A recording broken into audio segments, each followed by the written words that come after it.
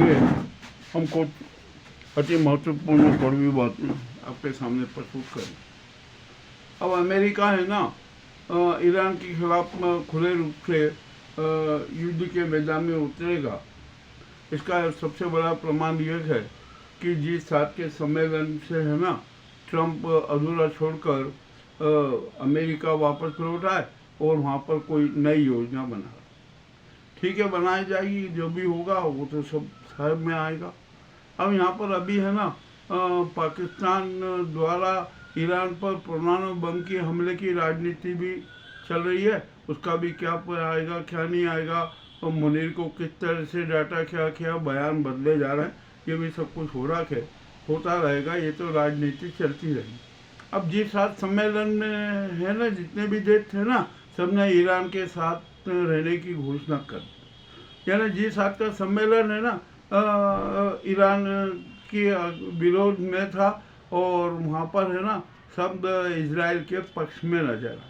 ठीक है, जो हो रहा है वो भी सब चल रहा है। अब यहाँ पर है ना अहमदाबाद प्लेन हादसा है ना अपने आप में बड़ा विचित्र हो रहा है।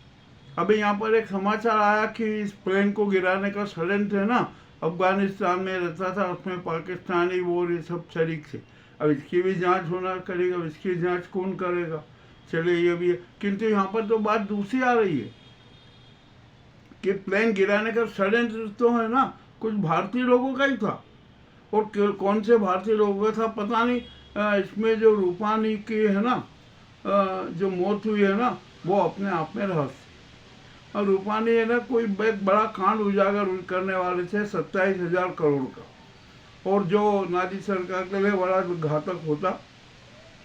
तो उन्होंने भी इस प्रकार कहा कि रूपानी हमेशा के लिए दूर हो जाएं तो ये सारे सब नाटक खत्म हो जाएंगे। जो भी हो प्लेन हादसे के सारे रास्ते ब्लैक बॉक्स से खुलेंगे, और ब्लैक बॉक्स से खुलने में है ना एक महीना भी लग सकता है।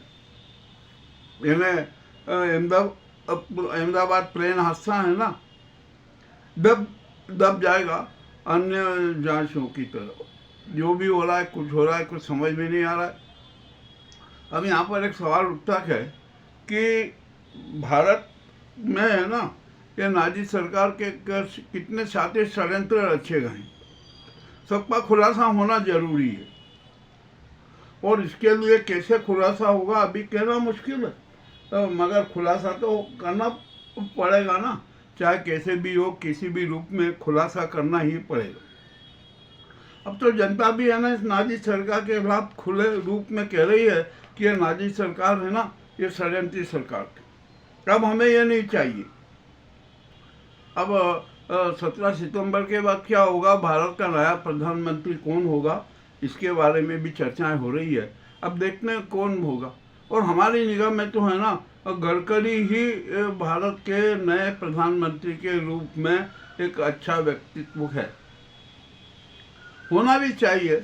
और उनके साथ जो 40 सांसदों का समर्थन है, और इसी के साथ साथ है ना इंडिया गठबंधन भी उनके पक्ष में है। इसलिए हम ये कह सकते हैं कि भारत 2017 सितंबर के बाद भारत के प्रधानमंत्री नितिन गडकरी होंगे।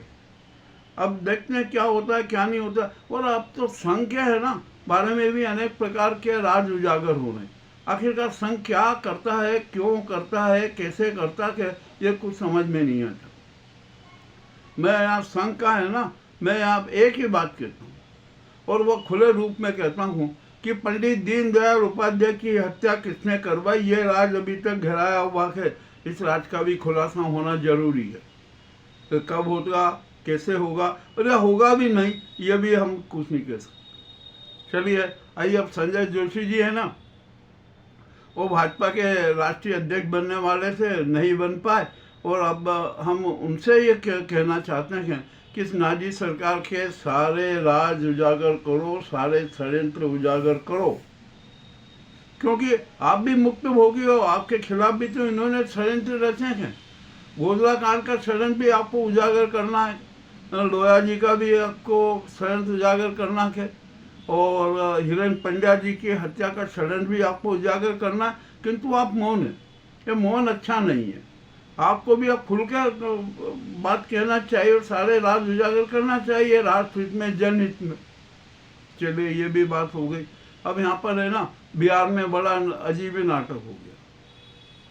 नीतीश कुमार ने है ना एनडीए छोड़ ही दिया और कहा कि अब कोई हम यहाँ भाजपा के साथ नहीं है, एनडीए में नहीं है।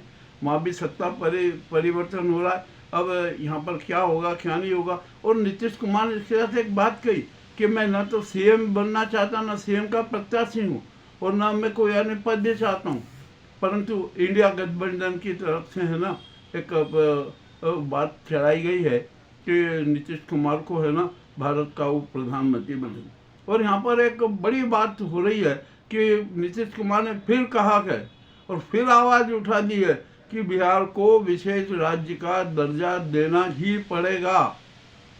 और यह है ना काम ये नाजी सरकार नहीं कर पाई, किंतु महागठबंधन की सरकार इस कार्य को पूर्ण करेगी। और इसी के साथ साथ है ना अनेक प्रदेशों को भी विशेष राज्य का दर्जा मिलने की संभावना है। चलिए जो राजनीतिक जो घटनाक्रम चल रहा है ना, ये बड़ा विचित्र घटनाक्रम हो रहा है हमारे देश में। अब सत्तावादी राजनीति होती है, राष्ट्रनीति तो होती ही नहीं है, जननीति तो होती ही नहीं है, और यहाँ पर किसी भी प्रकार का कुछ नहीं होता। और यहाँ पर शातिर षड्यंत्रों की भरमार है। बोले राज्य सरकार है ना शातिर षड्यंत्रों का केंद्र है, हम ये बात को खुले रूप में कह देते। अब इसका उपचार क्या है? इसका उपचार भी तो होगा ना। इसका उपचार राष्ट्रपति कर सकती है।